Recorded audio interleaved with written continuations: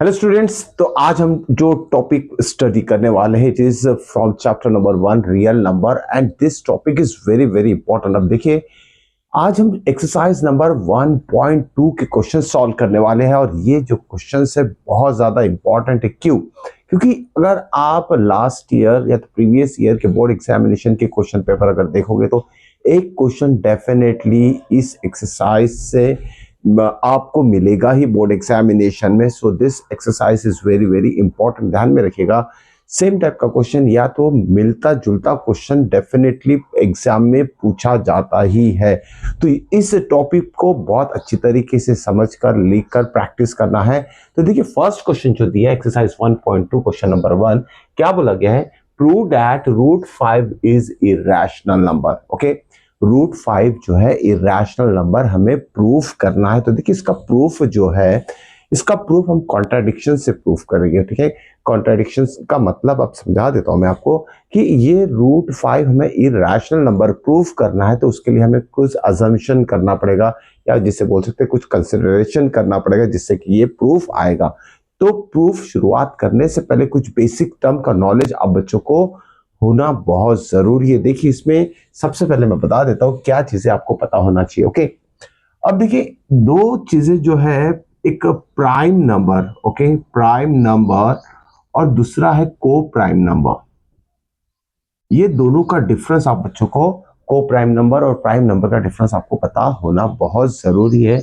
भले देखिए, इसका तो ज्यादा यूज नहीं, फिर भी डिफरेंस पता होना बहुत जरूरी, क्योंकि एमसीक्यू में अगर ये क्वेश्चन अगर पूछते तो चांसेस बहुत कम है कि आप उसका आंसर दे पाए। ठीक है, अब प्राइम नंबर हमें पता है 2, 3, 5, 7, next one is 11 and so on, ये सारे प्राइम नंबर है। अब देखिए, को प्राइम और प्राइम में डिफरेंस क्या है। ओके, अब देखिए, को प्राइम वो नंबर्स होते हैं जिसका HCF कितना रहेगा? HCF 1 रहेगा। ओके, तो ध्यान में रखिएगा, को प्राइम नंबर वो होते हैं जिसका HCF 1 रहेगा।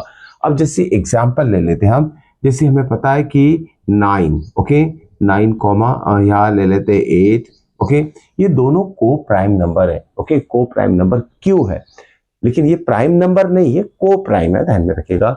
क्योंकि 9 जो है ये फैक्टराइज हो सकता है, 3 के टेबल में आता है, 9 के टेबल में आता है। 8 जो है 2 के 4 के टेबल में, 8 के टेबल में आता है। लेकिन ये दोनों को प्राइम क्यों बोलेंगे? क्योंकि अगर इसे फैक्टराइज कर लेते हैं 9 को तो 3 इंटू 3 होगा, और ये 8 जो होगा 2 इंटू 2 इंटू 2। अब दोनों में देखते हैं कि कोई भी कॉमन टर्म नहीं है एक्सेप्ट 1। 1 से मल्टीप्लाई कर सकते हैं, 1 is a common factor for any number. 1 किसी भी नंबर का कॉमन फैक्टर रहता है। तो देखिए, 1 के अलावा कोई भी कॉमन टर्म दोनों में नहीं है, इसलिए एचसीएफ मतलब क्या होता है? जो कॉमन रहेगा वही एचसीएफ रहता है, इसलिए एचसीएफ कितना रहेगा? 1। इसीलिए 9 और 8 जो है को प्राइम नंबर्स कहलाते हैं। वैसे ही कुछ और नंबर्स भी ले सकते हैं, जैसे इसमें डाल देते हैं 25। ओके, 36 भी ले लेते हैं, 25, 36, ये भी को प्राइम होगा, इसमें कॉमन कुछ भी नहीं आएगा। 25 मतलब 5 इंटू 5, और 36 मतलब क्या होगा? 2 इंटू 2 इंटू 3 इंटू 3। ओके, तो इस तरीके से ये ग्रुप ऑफ नंबर जो रहेगा वो को प्राइम रहेगा, ये भी को प्राइम रहेगा, ध्यान में रखिएगा, 8 और 25। ओके, तो 25 और 9 भी को प्राइम नंबर रहेगा। तो सबसे पहले आपको को प्राइम नंबर समझना है। अब आते हैं क्वेश्चन के ऊपर। ठीक है, तो इस क्वेश्चन को सॉल्व कैसे करेंगे? तो कुछ अजम्पशन हमें करना पड़ेगा कि देखिए, यह क्या बोला गया कि रूट 5 इज इरेशनल, हमें प्रूफ करना है। तो इरेशनल प्रूफ करने के लिए हम क्या लिखेंगे? देखिए जरा, इसके सॉल्यूशन में या तो आंसर में हम लिख सकते हैं, let us consider root 5 is rational. हम इसे रैशनल कंसीडर करेंगे। ध्यान में रखिएगा, पहले स्टेप इसका क्या रहेगा कि मान लेते हैं रूट 5 क्या है? एक रैशनल नंबर है। रैशनल नंबर का डेफिनेशन आपको पता है बच्चों, कि जो भी number in terms of p by q, q is not equal to 0 के फॉर्म में लिखा जा सकता है। All such type of numbers are said to be rational number. तो रूट 5 हम रैशनल कंसीडर कर लेते हैं। Therefore we can write here root 5 की वैल्यू क्या हो जाएगी? रूट 5 इज इक्वल टू हम ले लेते हैं a by b, where b is not equal to 0। ठीक है, b 0 नहीं होगा according to the definition of rational number.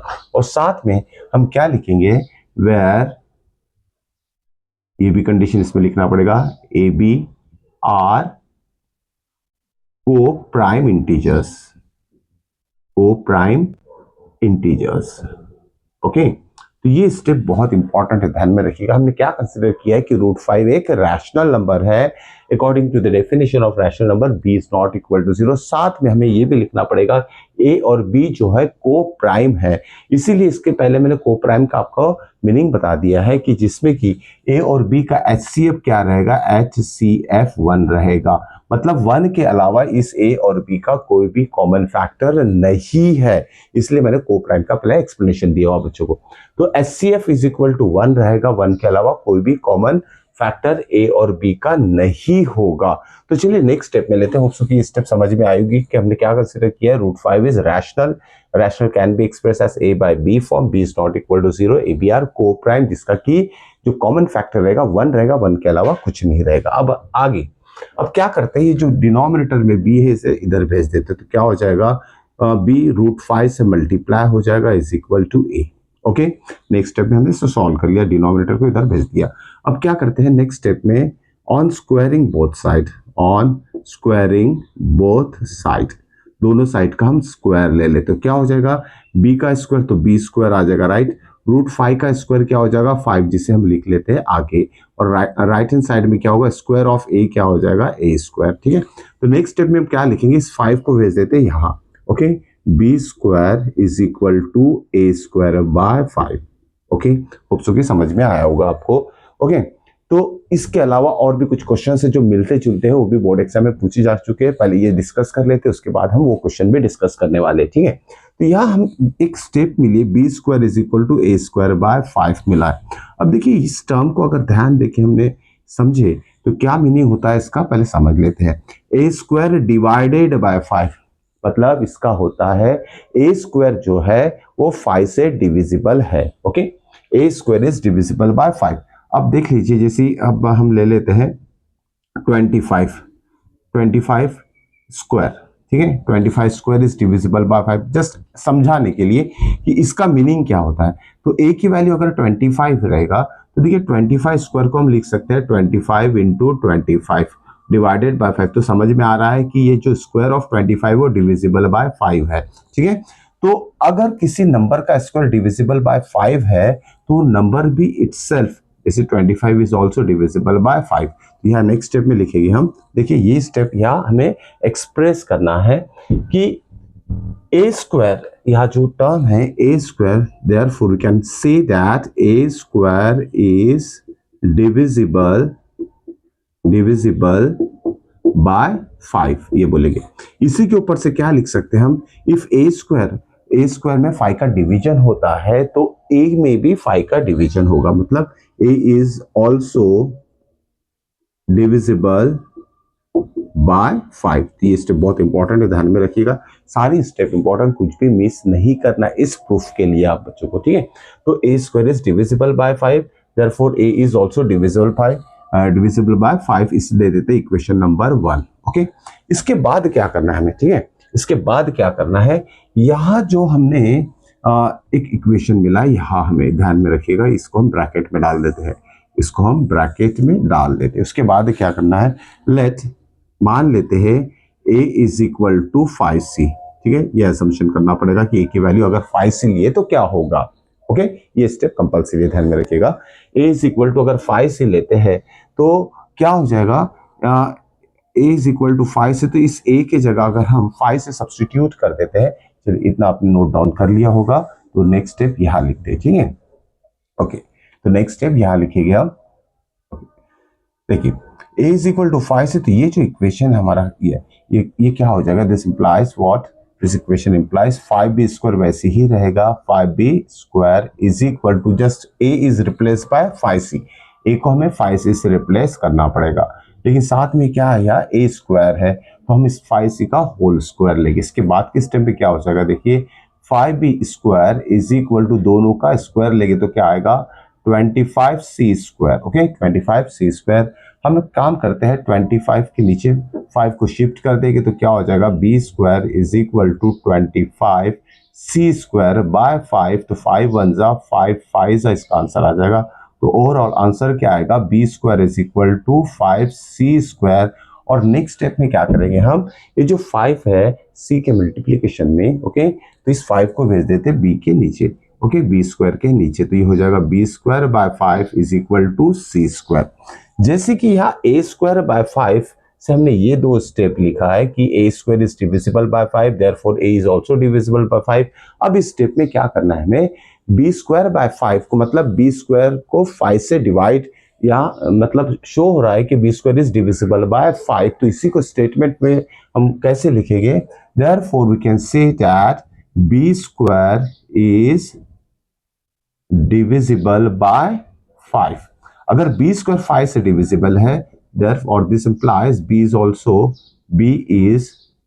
also divisible by 5। ठीक है, तो ये जो स्टेप रहेगी इसे हम दे देते हैं इक्वेशन नंबर 2।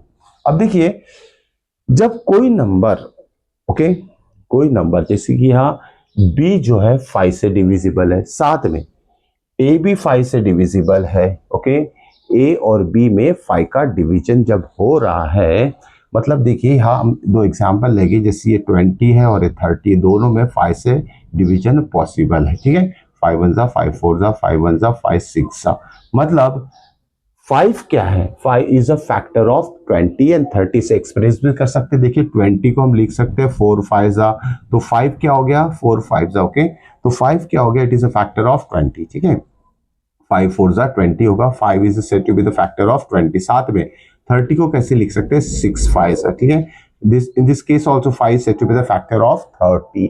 अब यहाँ आते हैं कि यहाँ देखिए a is divisible by 5, b is also divisible by 5, तो a और b ऐसे नंबर है जिसमें 5 से डिवीजन पॉसिबल है। इससे हम बोल सकते हैं कि 5 जो है a और b का कॉमन फैक्टर है। ओके, तो यहाँ लिखेंगे हम from 1 and 2, from 1 and 2, okay, it is observed that 5 is common factor of a and b। ठीक है, हमें क्या नजर आ रहा है इक्वेशन 1 और 2 से कि 5 is a common factor of a b. लेकिन अगर हम फर्स्ट स्टेप पे आते हैं कि जिसमें कि हमने क्या कंसिडर किया कि ए बी क्या है, को प्राइम है, को प्राइम जो कि स्टेप हम लिख चुके थे, तो ए बी क्या है, को प्राइम, ऐसे हमने कंसिडर किया था। को प्राइम नंबर वो होते हैं जिसका एचसीएफ कॉमन फैक्टर 1 के अलावा कुछ नहीं रह सकता। लेकिन यहाँ हमने क्या प्रूफ कर दिया कि 5 इज अ कॉमन, 1 के अलावा ए बी का जो कॉमन फैक्टर है 5 हमने प्रूफ किया है। इसीलिए जो हमने एजम्पशन किया है कि √5 इज व्हाट रैशनल, ये जो एजम्पशन किया है कि ये √5 जो रैशनल है और ए बी जो को प्राइम है, ये हमारा जो एजम्पशन कंसिडरेशन जो है, यहाँ इस कंसिडरेशन को ये स्टेप क्या करता है, गलत ठहराता है। ओके, कि हमने जो कंसिडरेशन किया it is wrong. So we can write here, so our assumption is incorrect। क्या assumption किया था हमने कि जो √5 है वो रैशनल है। ओके, रैशनल है जिसमें कि a बाय b के फॉर्म में उसे एक्सप्रेस किया था, और ए बी क्या है, को प्राइम है जिसका कॉमन फैक्टर एचसीएफ 1 है। तो यहाँ हमने इसे रॉन्ग प्रूफ कर दिया। अगर ये पॉसिबल नहीं है तो so our assumption is incorrect, therefore we can say that अगर वो को प्राइम नंबर नहीं है तो हम बोल सकते हैं therefore √5 is what, irrational number, √5 is irrational number. इस तरीके से इसका प्रूफ है, ध्यान में रखिएगा। ये लास्ट स्टेप लिखना, हर एक स्टेप लिखना बहुत इंपॉर्टेंट है। ओके, होप सो कि समझ में आ चुका होगा। इसके अलावा देखिए ये क्वेश्चन रिसेंटली अभी 2025 में पूछा गया था ये बोर्ड एग्जामिनेशन में, उससे पहले भी बहुत बार पूछा जा चुका है। साथ में इसके अलावा अब हमें कुछ और क्वेश्चंस भी देखने जो कि बोर्ड एग्जाम में पूछा है, जिससे एक्स्ट्रा क्वेश्चन से ध्यान में रखिए क्वेश्चन को कैसे सॉल्व करेंगे। प्रूव एट √2, प्रूव एट √3, √2 को हमें इरेशनल प्रूफ करने के लिए आ सकता है, ध्यान में रखिएगा। एक तो √2 पूछेगा, तीनों में से एक डेफिनेटली, मतलब चांसेस पूरे होते हैं कि तीनों में से एक क्वेश्चन एग्जाम में पूछा जाए। तो रूट टू को अगर रूट थ्री और रूट टू को भी अगर प्रूफ करना है तो सेम स्टेप यहाँ हमें अप्लाई करना पड़ेगा। देखिए इसी क्वेश्चन को हम चेंज कैसे करेंगे यार, हमें क्या करना है, सपोज रूट थ्री ले लेते हैं, ठीक है, टू नहीं लेते हैं। सो रूट थ्री, यहाँ हम क्वेश्चन चेंज कर देते हैं, मान लेते हैं हमें प्रूफ करना है, prove that root three is rational number. तो फिर से क्या करेंगे, let us consider root three is rational. तो रैशनल है तो क्या लिखेंगे हम, रूट थ्री की वैल्यू हम कंसिडर कर लेते हैं ए बाय बी है, b is not equal to zero and a b are coprime, a b are coprime, ठीक है। तो ये चीज ध्यान में रखिएगा। उसके बाद ए बी अगर को प्राइम है तो ये ए और बी का जो एचसीएफ रहेगा वो वन रहेगा। तो फिर से देखिए हर एक रूट फाइव को हम रिप्लेस कर देते हैं थ्री से, यहाँ भी हो जाएगा थ्री, ओके। स्क्वायर कर लेते कितना हो जाएगा, यस ये हो जाएगा थ्री। सिंपल आपको स्टेप सेम फॉलो करना है। अगर फाइव अगर बोला है तो फाइव फाइव के फॉर्म में एक्सप्रेस करना है। अब उसके बाद देखिए यहाँ ए स्क्वायर बाय थ्री है तो यहाँ लिखेंगे A square is divisible by three, therefore A is also divisible by three कर लेंगे हम, ओके। तो उसके बाद नेक्स्ट स्टेप में क्या करना है, ये स्टेप इंपॉर्टेंट है। अगर फाइव के थ्री के फॉर्म में पूछा तो let a is equal to three c लेना है, ये स्टेप इंपॉर्टेंट है, ध्यान में रखिएगा। अगर रूट फाइव प्रूफ करना तो हमें A is equal to five C, root three proof करना है तो A is equal to three C, और रूट टू अगर प्रूफ करना है तो A is equal to two C लेना पड़ेगा। ये स्टेप पे आपको ध्यान में रखना है, ओके। उसके बाद देखिए A is equal to three C लिया तो फिर से क्या होगा, यहाँ हम फाइव सी की जगह यहाँ हम थ्री थ्री ही कंसिडर करेंगे, three this one is three, okay. तो यहाँ क्या हो जाएगा थ्री एंड थ्री स्क्वायर क्या हो जाएगा यहाँ नाइन, ओके। इस तरीके से अब इसे सॉल्व करते जाएंगे तो हमारा आंसर आ जाएगा, ओके। तो इसे फिर से रीस्टेप कर लेते हैं। ये जो सॉल्यूशन है रूट थ्री के लिए जिसे कि हमें प्रूफ करना है कि इरेशनल नंबर है, तो यहाँ क्या हो जाएगा B square is equal to nine C square by three, तो B square is equal to हो जाएगा थ्री सी स्क्वायर, ओके। तो यहाँ हम नेक्स्ट स्टेप में क्या लिखेंगे, B square by three is equal to C square. तो इस टर्म के ऊपर से लिख सकते हैं B square is divisible by three, okay. अगर B square divisible by three है तो B is also divisible by three, okay. Then we can see that from equation one and two, तो यहाँ थ्री जो है या थ्री जो रहेगा, three is said to be the common factor of both a and b, okay. So our assumption is incorrect that क्या किया था हमने, रूट थ्री को रैशनल कंसिडर किया था, वो अजम्पशन हमारा इनकरेक्ट है। कोई भी रैशनल नंबर, ओके, इरेशनल नहीं हो सकता है, ध्यान में रखिएगा। तो root three is irrational number, इस तरीके से, ओके, हम प्रूफ कर सकते हैं रूट थ्री के लिए भी। होप्स की समझ में आ चुका होगा। रूट थ्री के लिए भी आप बच्चे ऐसे ही ट्राई कर सकते हैं। हर एक स्टेप आप बच्चों को लिखना आना चाहिए, कोई भी मिसिंग स्टेप नहीं होना चाहिए, ओके। तो इसे और अच्छी तरीके से आप समझ के प्रैक्टिस जरूर कीजिएगा क्योंकि एक क्वेश्चन डेफिनेटली बोर्ड एग्जाम में पूछा जाता है। नेक्स्ट वीडियो में मैं इसी से रिलेटेड और भी क्वेश्चन समझाने वाला हूँ, तो मिस मत कीजिएगा। मिलते हैं नेक्स्ट वीडियो में, टिल देन गुड बाय।